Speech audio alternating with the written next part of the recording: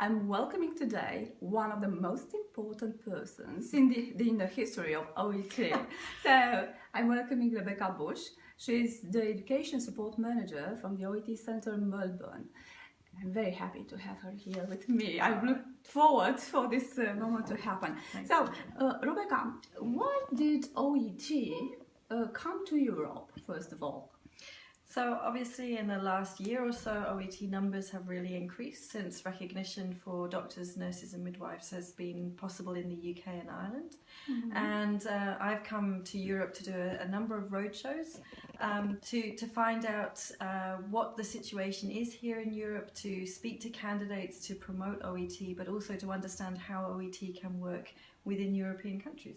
Mm-hmm. And what is the feedback about Europe so far? Very positive. A lot of candidates can see the relevance of OET. They understand as a healthcare test that OET is a really good option for them. Totally agreed. Can I ask you a question that usually my students ask me? Sure. So they usually want to know, or the first question they ask, teacher, is OET an easy exam? Yeah, it's a question that I get asked a lot as well. So OET is a test of English, and it's a test of English in a healthcare setting. So a lot of candidates who've taken the test will tell their friends about OET, and they'll say compared to other English tests it's easier.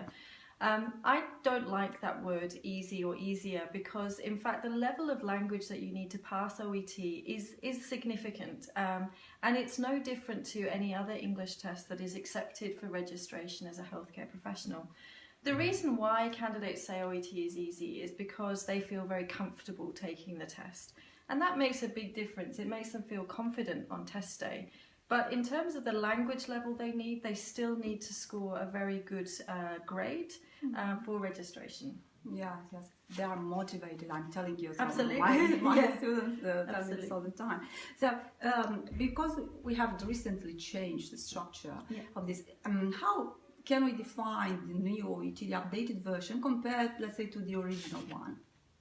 So we've had really positive feedback. The first version of the updated test was in September, and the feedback that we've received from candidates who've taken that test has been very positive. They've said they can see that the changes are really relevant to them as healthcare professionals.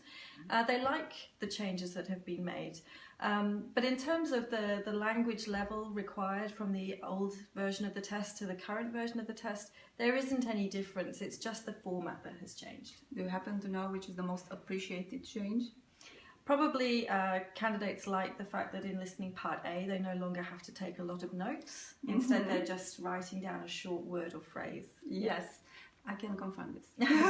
And in the reading part as well, they kind of like the part B, you know, with the workplace background. I want to ask you, what is, because you know better than anybody else here, what is the feedback that the candidates have after sitting the exam?